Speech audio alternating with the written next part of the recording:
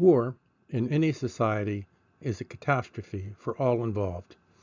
Even if in the excitement of the moment, the victors may think their problems solved and resolved. No form of war is worse than when citizens of one country take up arms against one another. It is very hard to survive and thrive with inflicted wounds on your own body. For Americans, this was and still is more than true for the Civil War that came 90 years after declaring our independence. Some things that made our revolution endurable to the victors and the losers alike were that while in many ways it was a civil war, we could put an outside face on the losers. The Americans of a later generation saw the British as the ones who had lost. But in reality, and at the time, while it was a bad day for the empire, it was something that could be weighed against their successes on the world's oceans and in other parts of the world. The great losers after the war were the Tories, who in over 100,000 cases left the new republic and moved to Canada or back to England. Yes, the British took another shot at regaining power 20 years later, but with no allies left in the former colonies, their efforts came to little except to unite the new republic. What became of the losers after the later Civil War? They stayed and worked to retain or regain what they had lost. In this video, we will discuss why the American Civil War is so important, what happened in the war, and perhaps more importantly, what is still happening today.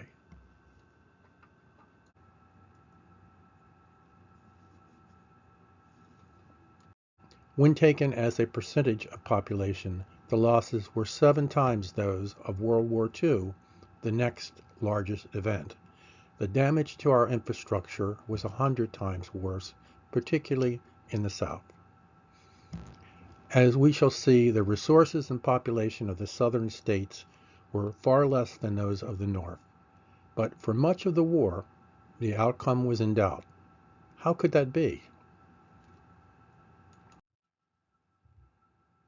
The election of 1860 brought forward issues that had existed since independence. Foremost of these was what was the place of slavery in a free country. Today, that does not seem possible for anyone to dispute.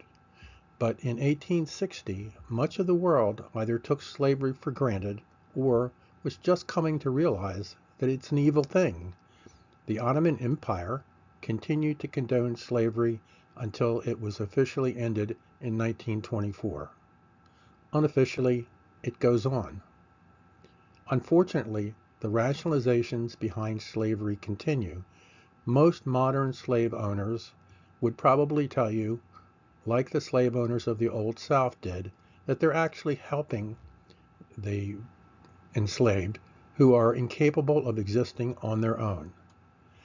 There are many forms of slavery, and even today the UN estimates that there are over 50 million people enslaved around the world, with most of them being women, mostly in China, India, and Arab states, but no continent except Antarctica is completely free. Enough perspective. The nominee of a newly formed anti-slavery party, Abraham Lincoln, won.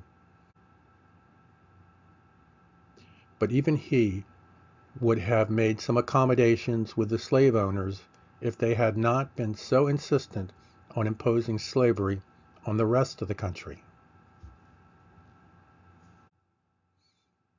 Few politicians today could hope to match Lincoln's ability as an orator or eloquence as a writer. Most modern politicians aren't called upon to write anything memorable, and the oratory power to project their message to a large audience is simply not required if they've got a good audio and video crew. In his first inaugural address, Lincoln attempted to compromise with those who had voted against him, many on both sides of the issue, but particularly in the southern states.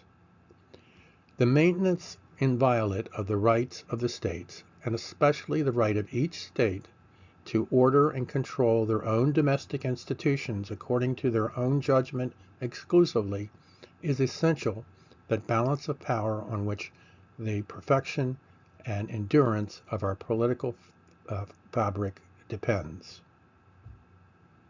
But towards the end of the speech, he made it clear that his offer was dependent upon them not attempting to break apart the states.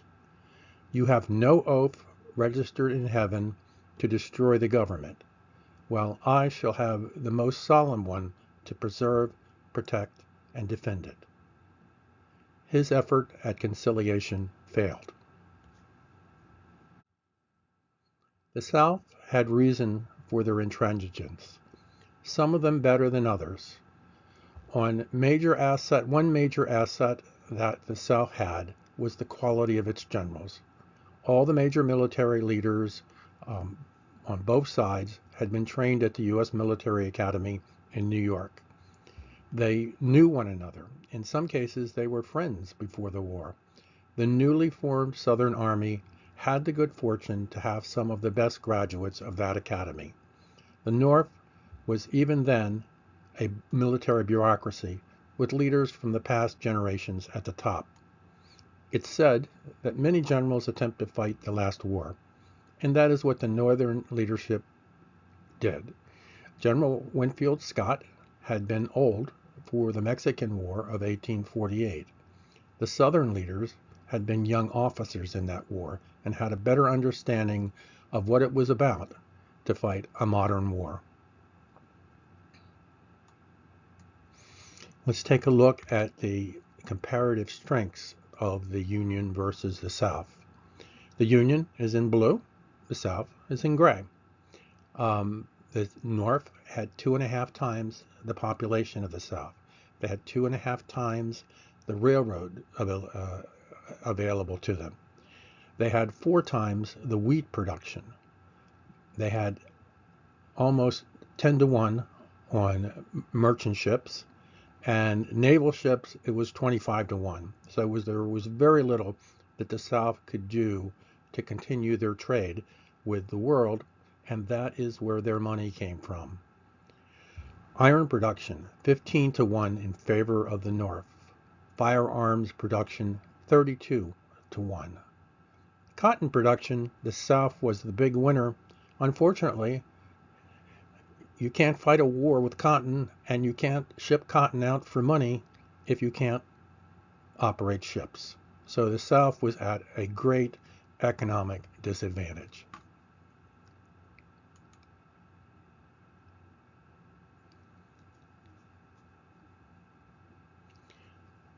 Robert E. Lee was one of those outstanding graduates of the military academy, and among his many virtues were that he was simply younger.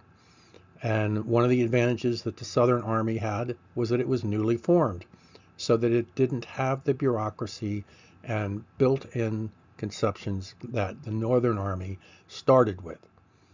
Over time, the new officers of the academy surfaced and moved to the top in the Northern Army. But for the first couple of years, they were at a great disadvantage, having people like Winfield Scott at the helm.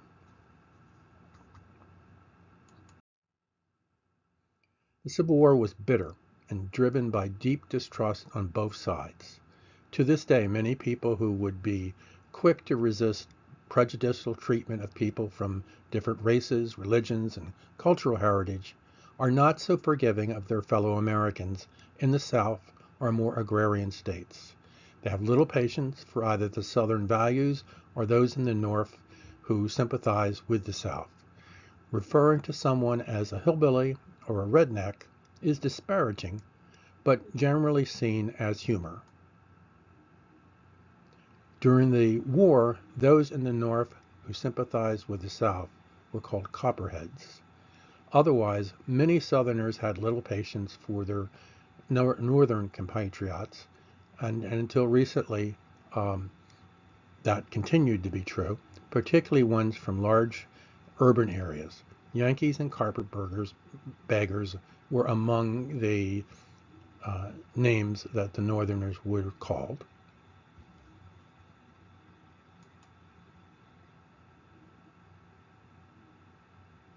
Lincoln, in particular, was made fun of by the South.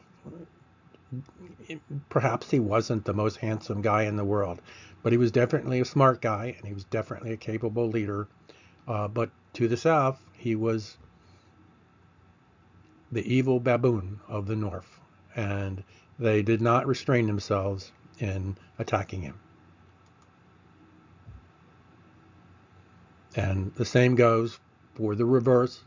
The Northern press then and now um, looks pretty disparagingly upon those in the South. The conflict that was perhaps made inevitable by the manner in which the colonies were settled by opposing sides had finally come. The British Civil War of the 1600s had made its way to America's shores, the Cavaliers of the South versus the Puritans of the North. Lincoln's efforts at compromise were answered in a few weeks by an attack upon a federal fortification in Charleston Harbor in the state of South Carolina. Outnumbered 500 to 80, the fort was forced to surrender. Not a large incident in itself, but this was the spark that started a 4-year-long war that ended in the destruction of southern states and ended also in the abolition of slavery. The humiliation of Northern forces in Charleston was hard to accept, but the next failure of Northern generalship was yet to come. A few months later, two large armies met for a full-scale battle just 25 miles from Washington, D.C.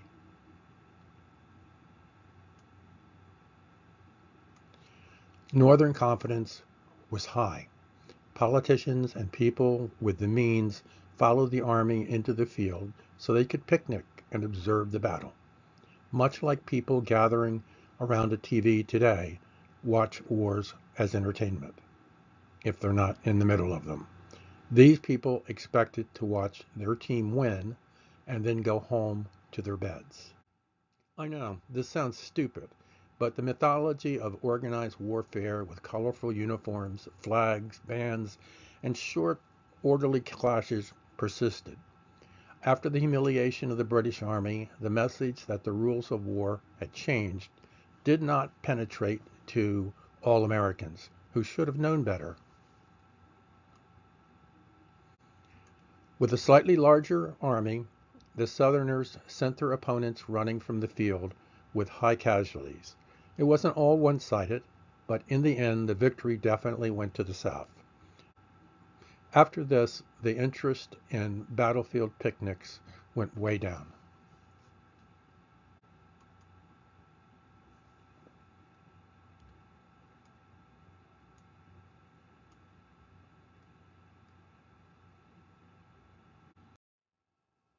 While initially victorious in the field, the Southerners lacked the resources to actually attack their larger opponent on their own ground. The North had ships, factories, and many more people.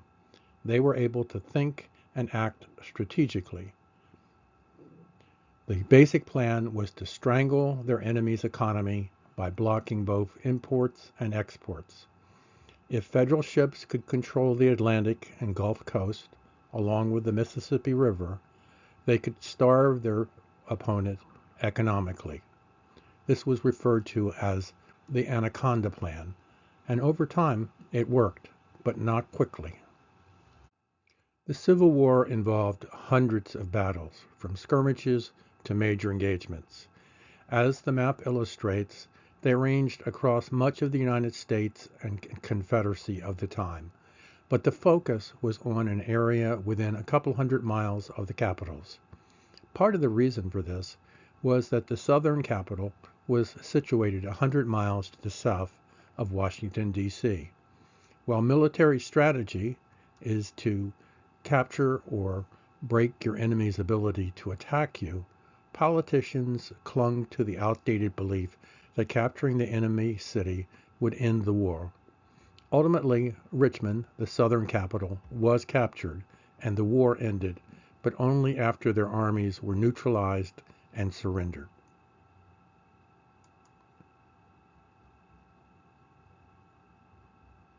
This is the area around the two capitals. And if we take a close look, it doesn't really cover a lot of territory, but a tremendous amount of fighting took place in that relatively small area.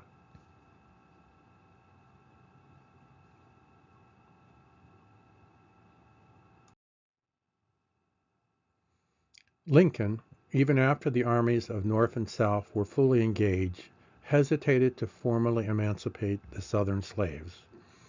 There were a variety of reasons for doing this, but largely it was in the difference between issuing a proclamation and being able to make it happen. For example, the UN tells us there are 50 million slaves in the world today. Why not free them? The UN has no armies of their own, and many of the slaves are in countries with great armies and economic resources. In 1863, after 2 years of war, Lincoln thought he had the ability to enforce the proclamation in at least some southern states. The Emancipation Proclamation did not emancipate all slaves, and it certainly didn't end all slavery, but it was the beginning of the end of that institution, at least as it had existed. A true turn in the war came a few months after the Emancipation Proclamation. Over 150,000 Northern and Southern troops met in a small town in Pennsylvania, a northern state. The North had more troops and held ground, a high ground, around the town that overlooked the Southern Army. General Lee of the South engaged General Meade of the North. General Lee was a legendary general of great skill. Meade was a good, but not necessarily brilliant general. Remember, this is the first modern war. It was closer in strategies to World War I than what worked in the Revolution. Military 101 is pretty simple in a case like this. It does not matter how brilliant you are. If the other guy has more troops, more supplies, and higher ground, you are headed for trouble. This battle continued over several days, but the most brilliant thing Lee was able to do was to retreat south with what remained of his army.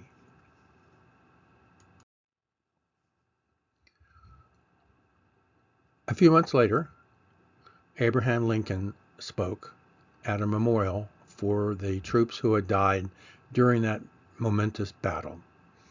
And it's actually short. I'm going to read through it. It's not much longer than the essays I often assign my students, but it is held up rather well. 77 years ago, our fathers set forth on this continent a new nation conceived in liberty and dedicated to the proposition that all men are created equal. Now we are engaged in a great civil war, testing whether that nation or any nation so conceived and so dedicated can long endure.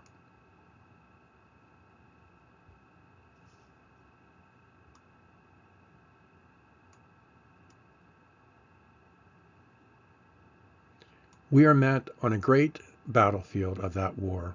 We have come to dedicate a portion of that field as a final resting place for those who gave their lives, that that nation might live. It is altogether fitting and proper that we should do this. But in a larger sense, we cannot dedicate, we cannot consecrate the brave men, living and dead, who struggled here, have concentrated credit. The brave men, living and dead, who struggled here, have consecrated it far above our poor power to add or detract. The world will little note, nor long remember, what we say here, but it can never forget what they did here. It is for us, the living, rather to be dedicated here to the unfinished work which they who fought here have thus far so nobly advanced. We cannot hallow this ground. It is rather for us to be here dedicated to the great task remaining before us, that from these honored dead we take increased devotion to that cause for which they gave the last full measure of devotion, that we here highly resolve that these dead shall not have died in vain, that this nation under God shall have a new birth of freedom, and that government of the people, by the people, for the people, shall not perish from the earth.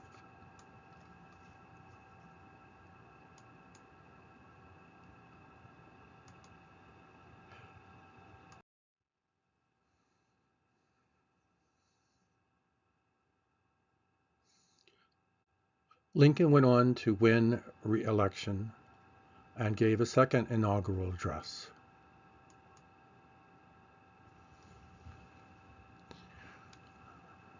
All dreaded it, all sought to avert it. One side would make war rather than let the nation survive, and the other would accept war rather than let it perish. Both read the same Bible, prayed to the same God, and each invoked his own aid against the other. It may seem strange that any men should dare to ask a just God's assistance in wringing their bread from the sweat of other men's faces. The prayers of both could not be answered. That of neither has been answered fully. With malice towards none, with charity for all, and firmness in the rightness of God, as God sees the right. Let us strive Let us strive to finish the work we are in, to bind up the nation's wounds, to care for the widow and the orphan.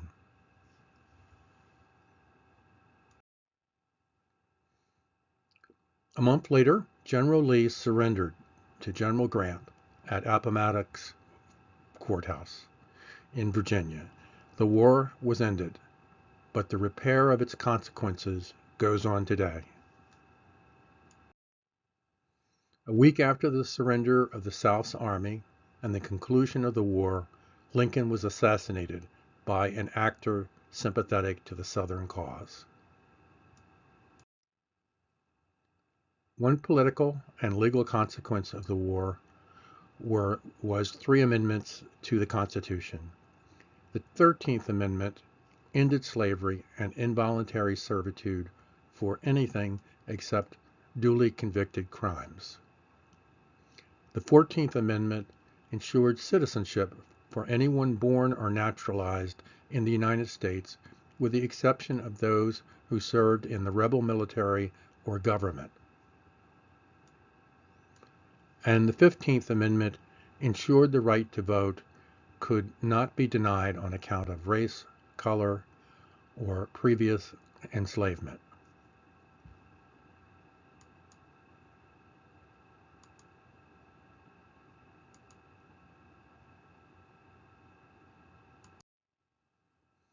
The reaction to the Civil Rights Amendments, which, while elevating the place of the former slaves constitutionally, had the effect of disenfranchising those who represented the South before the war, along with those who served actively in the military.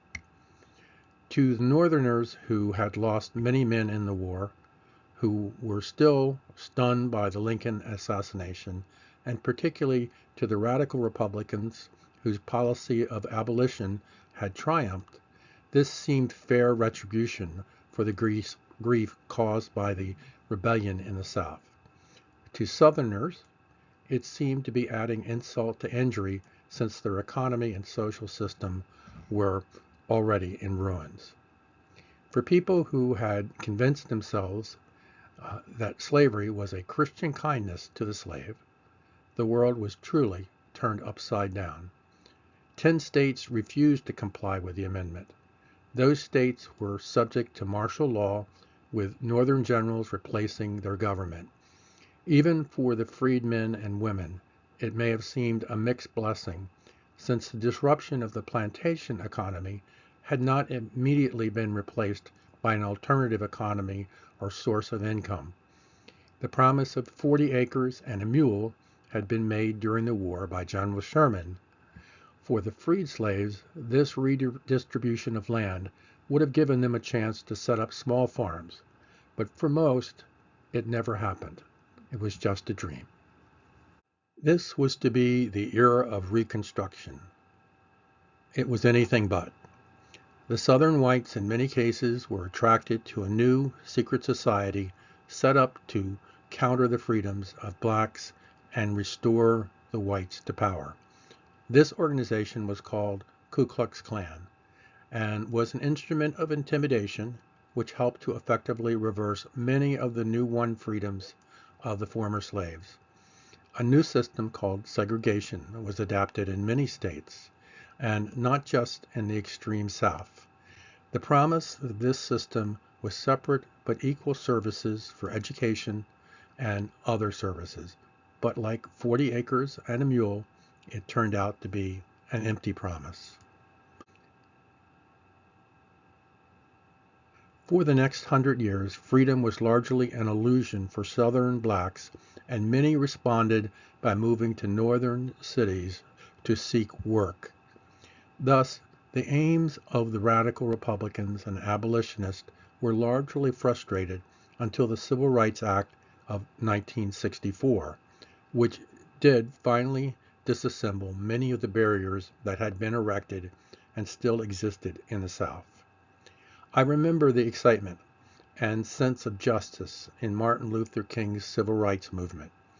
What a great war had failed to do was actually being accomplished 100 years later. De Tocqueville's praise of America's ability to repair her faults rings true to me, but on some issues we have been exceedingly slow in those repairs.